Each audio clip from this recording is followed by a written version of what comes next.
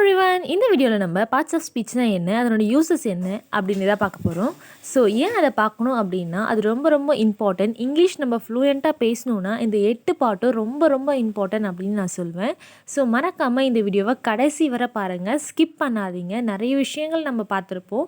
So இந்த வீடியோவும் பார்த்தீங்கன்னா உங்களுக்கு பார்ட்ஸ் ஆஃப் ஸ்பீச்னா என்னன்றது ஒரு பேசிக்கான ஒரு நாலேஜ் வரும். ஸோ அதுக்காக ஃபுல்லாக பாருங்கள். மறக்காமல் நம்ம சேனலையும் சப்ஸ்கிரைப் பண்ணிவிடுங்க. அண்ட் வாங்க உள்ளே போகலாம் வீடியோக்குள்ளே. பார்ட்ஸ் ஆஃப் ஸ்பீச் அப்படின்றத தமிழில் சொல் இலக்கண கூறுகள் அப்படின்னு சொல்லுவோம். ஸோ பார்ட்ஸ் ஆஃப் ஸ்பீச்னால் என்ன அப்படின்னா, பார்ட்ஸ் ஆஃப் ஸ்பீச் வந்து ஒரு கேட்டகரி அப்படின்னு சொல்லலாம். எதுக்காக அப்படின்னா, அது வந்து டிஸ்கிரைப் பண்ணும், அந்த வேர்டோட ஃபங்க்ஷனை டிஸ்கிரைப் பண்ணும். எதில் இருக்கிறதுனா சென்டென்ஸில் இருக்கிறது அப்படின்னு சொல்லலாம். ஸோ எல்லா வார்த்தைக்குமே ஒரு சென்டென்ஸில் இருக்குன்னா அதுக்கு அந்த சென்டென்ஸில் இருக்கிற வார்த்தைகள் வந்து இந்த 8 பார்ட்டில் ஏதாச்சும் டினோட் பண்ணி தான் இருக்கும் அப்படின்னு சொல்கிறாங்க. So a parts of speech is a category that describe the function of a word in a sentence. Each word in a sentence belong to one of this category அப்படின்னு சொல்லலாம். ஸோ என்னென்ன 8 part அப்படின்னா, noun, pronoun, verb, adverb, adjective, preposition, conjunction and interjection அப்படின்னு சொல்லலாம். First ஒவ்வொன்றா போகலாம். Noun அப்படின்னா பெயர்ச்சொல் அப்படின்னு சொல்லுவோம். ஆமாவா? ஆமாம், நவுன்னா பெயர்ச்சொல். சரி, நவுன்னா பெயர்ச்சொல்னு சொல்லிட்டோம். அதில் என்னென்னலாம் வரும்? எ வேர்ட் தட் நேம்ஸ் பர்சனாக இருக்கலாம், பிளேஸாக இருக்கலாம், திங்ஸாக இருக்கலாம், இல்லைனா ஐடியாவாக இருக்கலாம். இதில் எது வந்தாலுமே அது நவுன் அப்படின்னு சொல்லலாம்.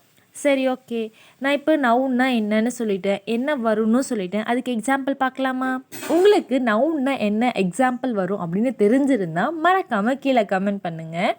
ஓகே, பர்சன் அப்படின்றதுக்கு ஒரு பர்சனோட பேர் எடுத்துக்கலாம். லைக் எக்ஸாம்பிள், நான் அக்பர் அப்படின்னு ஒரு பர்சன் சொல்கிறேன். அக்பர் அப்படின்றது பர்சனில் வரும். பிளேஸ்க்கு ஓகே, சென்னைன்றது ஒரு பிளேஸ். திங்கில் என்ன வரும்? கம்ப்யூட்டர் அப்படின்றது உயிரில்லாத பொருள் எல்லாமே திங்ஸில் வரும். ஸோ நான் கம்ப்யூட்டர் அப்படின்னு சொல்கிறேன். அனிமலில் டாக் அப்படின்னு சொல்லலாம். ஸோ இது எல்லாமே நவுனில் தான் வரும். புரிஞ்சிருக்கும்னு நினைக்கிறேன் நவுன்னா என்ன அப்படின்ட்டு. ஸோ மறக்காமல் இந்த வீடியோவை கடைசி வரை பார்த்தீங்கன்னா உங்களுக்கு மற்றதும் புரியும் அப்படின்னு நான் சொல்கிறேன். And second one, pronoun. ப்ரனவுன்னா என்ன? இன்ஸ்டெட் ஆஃப் நவுனுக்கு பதிலாக யூஸ் பண்ணுறது தான் ப்ரொனவுன் அப்படின்னு சொல்லுவோம். A word that takes the place of noun. நவுனுக்கு பதிலாக யூஸ் பண்ணுறது தான் ப்ரொனவுன் அப்படின்னு சொல்லுவோம். இப்போ நவுனில் ஈ, ஷி அப்படின்னு சொல்ல முடியுமா? சொல்ல முடியாது. நவுனில் பேர் தான் சொல்லுவோம். அக்பர், சென்னை, கம்ப்யூட்டர், டாக் அப்படின்னு சொல்லுவோம். ஆனால் ப்ரொனவுனில் அந்த பேருக்கு பதிலாக ஒரு வார்த்தை யூஸ் பண்ணுவோம். அதுதான் he, she, it, I, they, me, us, them. இது எல்லாமே ப்ரொனவுன் அப்படின்னு சொல்லுவோம். நவுனுக்கு பதிலாக யூஸ் பண்ணுறது தான் ப்ரொனவுன் அப்படின்னு சொல்லுவோம்.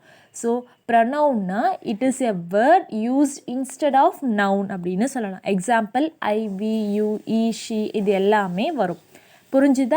புரிஞ்சிருக்குன்னு நினைக்கிறேன். ஸோ இப்போ தேர்ட் ஒன், வேர்ப். வேர்ப்னா என்ன? Verb is a word used to express an action or state அப்படின்னு சொல்லலாம். ஒரு ஆக்ஷனை குறிக்கிறதோ இல்லை ஸ்டேட் ஆஃப் பீயிங்கை குறிக்கிறதோ வேர்ப் அப்படின்னு சொல்லலாம். எக்ஸாம்பிள், எழுது, படி, வாயிங்க, கற்றுக்கோ இதெல்லாம் சொல்லுவோம் இல்லையா? இது எல்லாமே வேர்பில் தான் வரும். For example, come, read, speak, right, learn, ஆம், இஸ், வாஸ் இது எல்லாமே எதில் வரும்னா verb. Verb is a word that shows action or state of being அப்படின்னு சொல்லலாம். Fourth one, adverb. Adverbனா என்ன? Adverbன்றது a word that describes a verb, an adjective and another verb அப்படின்னு சொல்லலாம். புரிஞ்சுதா? புரியல தானே? அட்வர்ப்ன்றது வேறு ஒன்றும் இல்லை, describes or modify a verb. வேர்பை மாடிஃபை பண்ணி சொல்கிறது தான் அட்வர்ப் அப்படின்னு சொல்லலாம். அப்படி இல்லைன்னா அட்ஜெக்டிவ், அப்படி இல்லைன்னா அன்னதர் அட்வர்ப்னு கூட சொல்லலாம். இப்போ வா அப்படின்னு சொல்லுவோமா? அப்போ வான்றதை கம் இங்கிலீஷில் சொல்லுவோம். சரி, வேகமாக வானா கம் குயிக்லி அப்படின்னு சொல்லுவோம் இல்லையா? அந்த குயிக்லின்றது தான் அட்வர்பிங்க. புரிஞ்சுதா இப்போ? ஸ்பீக் அப்படின்னு சொல்லுவோம். ஸ்பீக்னா என்ன? பேசு. ஸ்பீக் லவுட்லி அப்படின்னா சத்தமாக பேசு அப்படின்னு உள்ள அந்த லவுட்லின்றது அட்வர்ப் இங்கே. புரிஞ்சுதா இப்போ? Okay. Example very, beautiful, cleverly, quickly, quite, possibly இது எல்லாமே அட்வர்பில் தான் வரும். புரிஞ்சது இல்லையா? இப்போ நம்ம நவுன் பார்த்துருக்கோம், ப்ரொனவுன் பார்த்துருக்கோம், வேர்ப் அண்ட் அட்வர்ப் இது 4யும் பார்த்துருக்கோம். Next adjective. 5th one adjective. அட்ஜெக்டிவ்ன்றது என்னன்னா a word that describes a noun. நவுனை டிஸ்கிரைப் பண்ணி வர்றது. புரிஞ்சுதா? மாடிஃபையை நவுன் கூட சொல்லலாம். இப்போ அக்பர், சென்னை, கம்ப்யூட்டர், டாக் இது எல்லாமே சொன்னேன் இல்லையா? பர்சன், பிளேஸ், திங்ஸ், அனிமலுக்கு அதை மாடிஃபை பண்ணி சொல்கிறது தான் அட்ஜெக்டிவ் அப்படின்னு சொல்லலாம். பியூட்டிஃபுல் பிளேஸ் அப்படின்னு சொல்லுவோம் இல்லையா? சென்னை இஸ் ஏ பியூட்டிஃபுல் பிளேஸ்ப்பா அப்படின்னுவோமியா? அந்த பியூட்டிஃபுல் அப்படின்றது என்ன வரும்னா அட்ஜெக்டிவில் சொல்லலாம். நவுனை மாடிஃபை பண்ணி சொல்கிறது தான் அட்ஜெக்டிவ். வேர்பை மாடிஃபை பண்ணி சொல்கிறது adverb. So adjective is a word that describes a or modify a என்ன ஆன்சர் சொல்லுங்க? noun. Okay. Example beautiful, intelligent, good, bad, clever, little, honest இது எல்லாமே அட்ஜெக்டிவ் அப்படின்னு சொல்லலாம். நவுனை மாடிஃபை பண்ணி சொல்கிறத அட்ஜெக்டிவ் அப்படின்னு சொல்லுவோம். வேர்பை மாடிஃபை பண்ணி சொல்கிறத அட்வர்ப்னு சொல்லுவோம். ஸோ இதுதான் இது ரெண்டுத்துக்கான difference. Next 6th one preposition. ப்ரிப்போசிஷன்றது என்னன்னா a word that shows the relationship between noun or pronoun or other words in a sentence. இதை தான் ப்ரிப்போசிஷன் அப்படின்னு சொல்லுவோம். எதுக்கு எக்ஸாம்பிள் என்னென்னா உங்களுக்கு ப்ரிப்போசிஷன்னா என்னன்னு தெரியும்ல? கமெண்ட் பண்ணுங்கள் பார்க்கலாம். Yes, correct. In, of, at, on, by, for இது எல்லாமே ப்ரிப்போசிஷன் அப்படின்னு சொல்லுவோம். ஒரு வேர்டில் பிளேஸ் ஆகிருக்கும் before with noun or a ப்ரொனவுனுக்கு அப்படின்னு சொல்லலாம். இது relationship of a noun, pronoun or to something else எதுக்கு வேணாலும் அது சொல்லலாம். ஸோ இன், ஆஃப், அட் எல்லாமே ப்ரிப்போசிஷன் அப்படின்னு சொல்லுவோம். கன்ஜங்ஷன் அப்படின்றது என்னென்னா இது 7th ஒன். கன்ஜங்ஷன்றது a word that connects word or phrase or clauses அப்படின்னு சொல்லலாம். புரிஞ்சுதா? ரொம்ப சிம்பிளாக சொல்லணும்னா கன்ஜங்ஷன்றது ஒரு வேர்ட். அது எதுக்கு யூஸ் ஆகுதுன்னா யூஸ்டு டு ஜாயின் வேர்ட்ஸ். ஒரு வேர்டை சேர்க்கவோ இல்லை ஒரு சென்டென்ஸை ஜாயின் பண்ணவோ யூஸ் பண்ணுறது தான் கன்ஜங்ஷன் அப்படின்னு சொல்லுவோம். சரி, 2 வார்த்தை சேர்க்கணுன்னா நம்ம அண்ட் யூஸ் பண்ணுவோம் இல்லையா? அந்த அண்டு தான் இங்கே conjunction. But, because, or, so, still இது எல்லாமே கன்ஜங்ஷனில் தான் வரும். 2 வார்த்தையை 2 சென்டென்ஸை நம்ம சேர்க்கறதுக்காக யூஸ் பண்ணுறது தான் கன்ஜங்ஷன் அப்படின்னு சொல்லுவோம். 8th one interjection. இன்டர்ஜெக்ஷன்னா என்ன? A word that expresses strong emotions அதை தான் இன்டர்ஜெக்ஷன் அப்படின்னு சொல்லுவோம்.